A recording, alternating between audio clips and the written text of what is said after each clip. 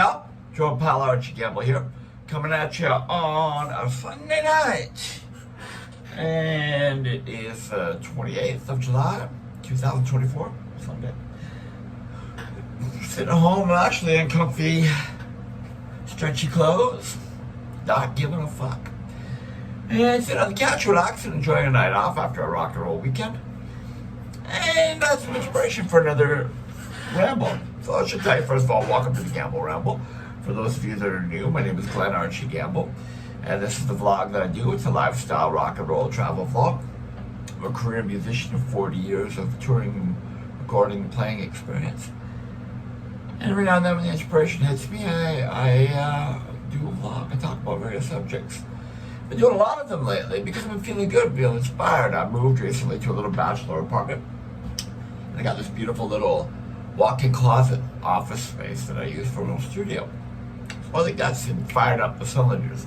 You know, I never do these on any schedule of any sort. Like I don't do them every Friday or whatever, or once a month. I just do them when I feel like doing them. And I've done 5 in a row in the last couple of weeks, you know. And this is another one. Maybe I'll post it tomorrow. I don't know. Maybe I won't post it at all. So I love about this. There's no set rules. It's a nice little diversion, something I enjoy a lot. So what I want to talk about today's episode is called What a Difference a Hit Makes. Kind of comes from the old adage, what a difference a day makes. And the analogy there being that if you are a singer, songwriter, performer, and you have a hit record, your entire career changes. And it can happen fairly quickly. I mean, you know, there are people that have, you hear stories about songwriters in Nashville that are working at, Starbucks or something, and a song that they co-wrote or wrote, never another artist covered, boom, took off, and they were at Starbucks no more, you know? I mean, it's a pretty amazing thing. There's some pretty interesting stories, and I'll get into one particular interesting story that I saw happen firsthand. That'll be the meat of this, with a band called 7Mary3 from the United States that had a hit single with a song called Cumbersome. If you remember in the early, late 90s rather, that song was ubiquitous. It was everywhere, right? It was fucking everywhere. You heard it whether you wanted to or not. It was kind of proto-grunge, inventor type vocals, but a good song nonetheless. So, basically, let's review a couple things here. When I'm talking about a hit, being a 55-year-old musician, a little bit older, hits are different these days than they were in the prime of my career. A hit was a radio and or video, Much Music MTV hit, which still exists to a degree, but now it's more so about going viral or TikTok or whatever, and I won't even begin to discuss that and the revenue generated by those things. I don't really know. I've got a clue. I only know that my previous band, Buffalo Brothers, recently became available for streaming on various streaming platforms. We don't know the master. We have nothing to do with that. But a hit record, though, regardless, from the 50s until now, generates income for an artist and raises their level of awareness in terms of people knowing who they are.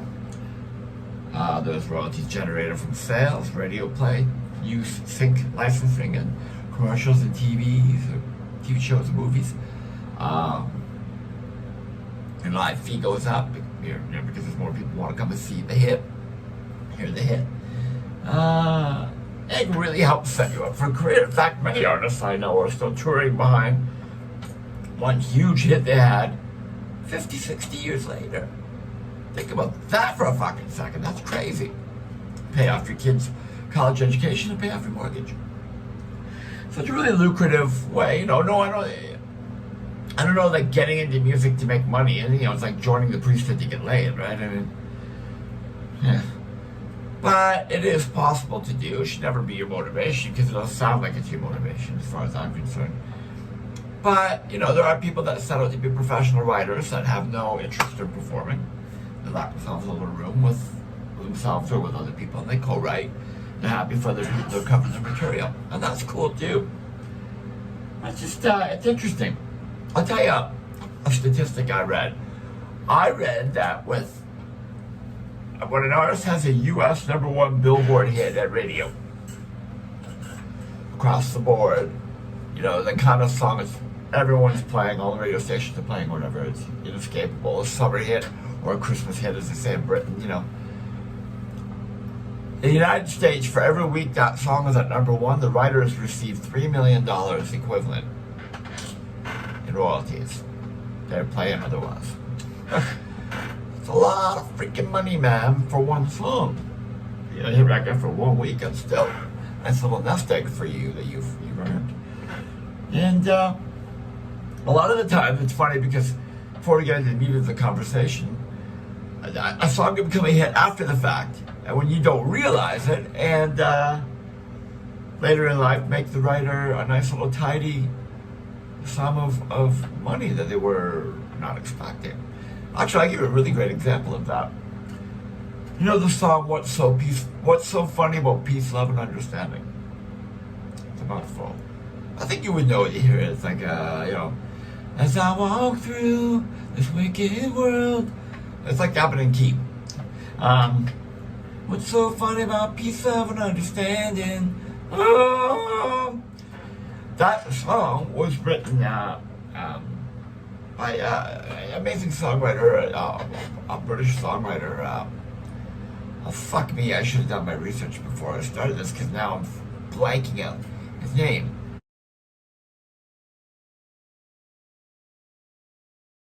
Sorry folks, we're back. It's Nick Lowe. I can't believe I had a brain fart like that, but sometimes it does happen. As I get older, my memory is getting a little impaired. By the way, I hope that this fan I have on isn't too noisy. This would be an experiment. I'd like to have it on because it's really nice and cool and makes my hair flow in the breeze. But if it's too loud, I'll know, and on future episodes I won't use it. Welcome to the experiment. So yeah, Nick Lowe, British, I have right in front of me here. Nicholas D. Lowe is an English singer-songwriter, musician, and producer. A noted figure in the pub rock movement and new wave. So he had a bunch of hit singles and stuff, but he wrote that song, and it's been covered by a lot of people over the years. And he did okay with it as a single himself, from what I understand. But here's the part in the meat of this story. It's great. Kevin Costner, who starred in the movie The Bodyguard, I think produced it as well, was also a musician himself, and he was a big fan of the song. So when they were putting the soundtrack together for The Bodyguard, Kevin insisted that this song, What's So Funny About Peace, Love, and Understanding, be included on the soundtrack of the film. I don't even think it's used in the movie. I've never seen the movie, so I can't tell you, but I'm pretty sure I read somewhere that it's not even in the film. Or if it is, it's in the background on the radio or something. But regardless, it got qualified for entry to the soundtrack because he's a powerful star. And he said, I want it on there. So, the Bodyguard soundtrack wanted to become the biggest selling soundtrack and one of the biggest selling albums of all time for a period of time. And there's a great interview with Nick Lowe that I read, and he talks about it, so I'll paraphrase, but he woke up one day, went out to his mailbox, and there's a royalty check. They call it mailbox money, right? And he opened it expecting a typical nominal amount, because after a while, your career kind of levels off, right? Even the limited experience I have with SOCAN BMI performance royalties, it levels off after a while unless you're constantly in the game. So he opened the check, and it was for $1 million US. So he called his publishing company and he said, hey, there are a few too many zeros on this check. And they explained to him what had happened with the soundtrack. And that was the first check of many more to come. So stop and think about this. It's like 25 years or whatever later after this guy recorded this song. Because of the kindness of Kevin Costner, or the love of Kevin Costner as a music fan, insisting that this be used on this album, he literally made millions of dollars for Nick Lowe. To me, that's fucking mind-blowing. And I've heard a few stories like that. I mean, we know the story about, this is related but not related, but the story about Puffy covering, essentially using the music of Every Breath You Take by the Police for I'm Missing You, his tribute to his pal. But the publishing company that owns Every Breath You Take took them to court, and not only did they win, they got 100% of the royalties for that song, which made Sting tens of millions of dollars. He was already a fucking multi-millionaire. He got 100% of the royalties. And, Sting himself was quoted in an interview recently saying that he gets the equivalent of $2,500 a day, US, every day. That song generates in royalties continually into this day, and that was 20 years ago. So you can see there's money in a hit. Even after the fact, it can happen, right? I mean, somebody will cover a song years later, again, like the cover of the Globe song. And it's always it's heartwarming to hear these stories, because you get some artists that struggled uphill for years to make it, never quite hit the mark, have success through a fluke. And it's not an easy business to be in, folks. It's not easy to make money. Sarah Smith, my esteemed colleague, used to say it's hard making money. She had that fucking right. And I'll tell you this.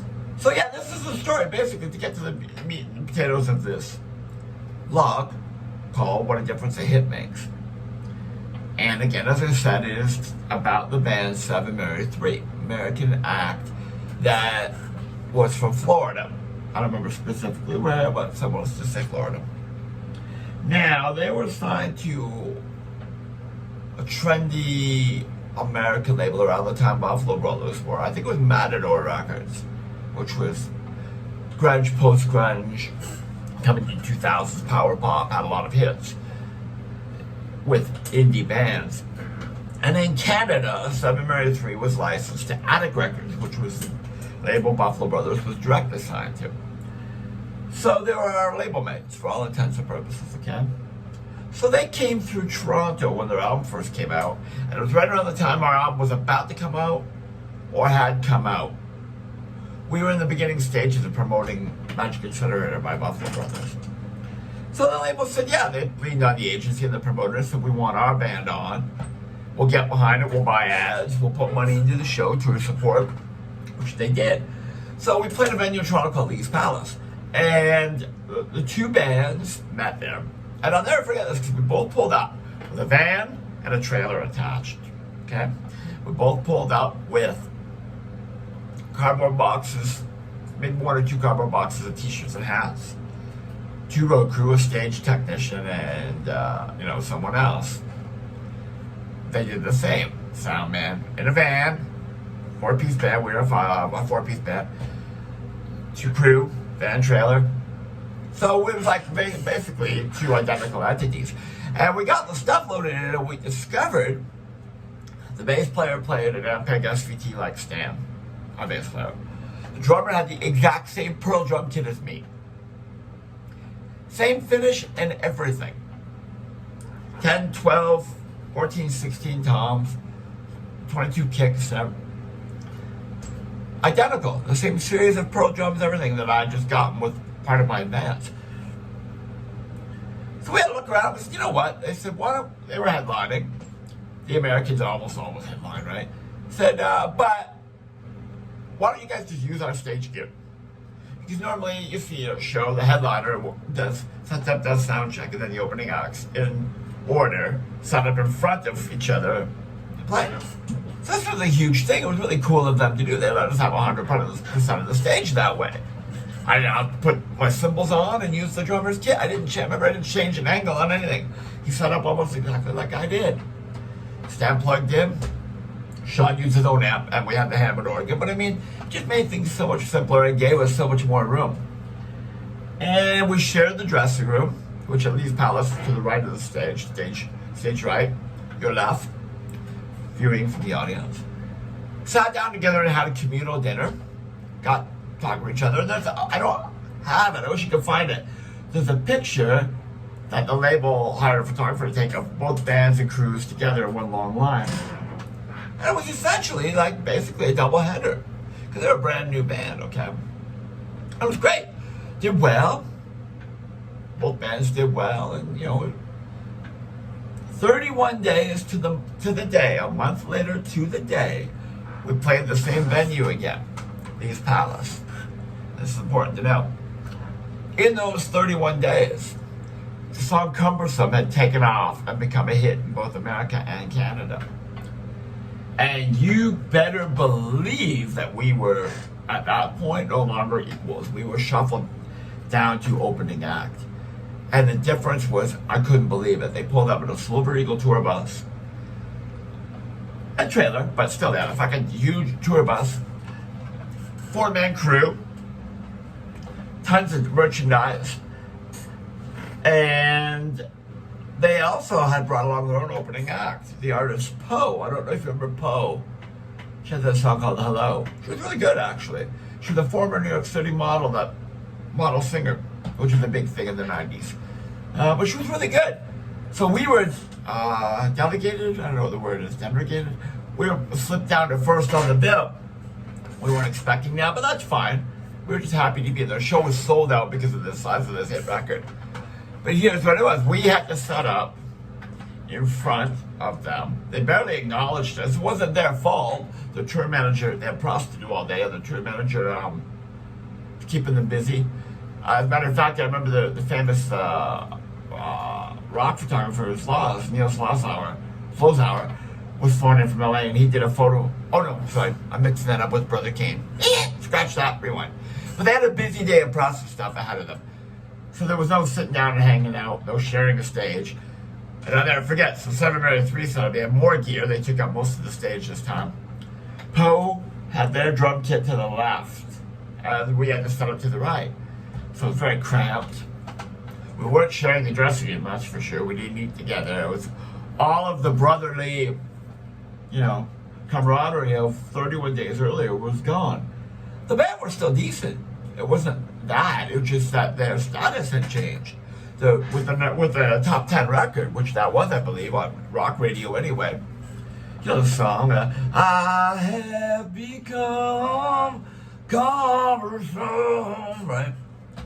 I know. Peter Brady, time to change. It's time to change. And it's time to change. Right, Joe? Right, Glenn? So, anywho,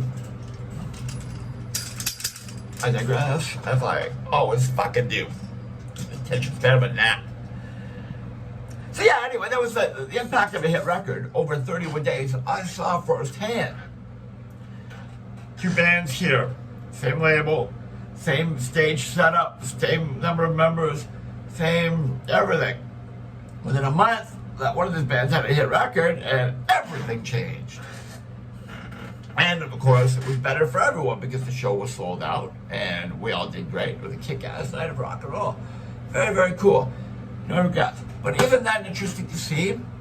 And then they went on from there to headline clubs across North America, and they got on some big arena shows, opening for some big recording acts, and that hit boosted their career substantially. It also made the writers a lot of money. So there you go. There's a first-hand example of what a hit record can do. Believe in yourself, people. Keep writing. You never know what's going to happen with your songs. And the advice I can give is don't write to write a hit. Write to be good. You'll get an audience. You'll find your audience. It will find you. If you're good, you're good. So that's all for today's Gamble Ramble. As always, thank you so much for tuning in. I really appreciate you. The few, almost 500 of you that do. Thank you so much. And if you could do me a favor, if you're watching this and you haven't yet, please subscribe. It's important to me. Like, comment, but most importantly, subscribe. I'd like to be able to take this thing to 1,000 subscribers, because then I can monetize it. There's a little bit of money to be made. And I'm not exactly a millionaire. Not to mention, though, the money I make from it I can use to finance travel vlogs. Speaking of which, is what coming up soon. We're going to be going to Ottawa for 2 weeks. I'll take you around our nation's capital. But I digress, as I tend to do. Ladies and gentlemen, thank you for tuning in. And hopefully I have not become cumbersome. Take care.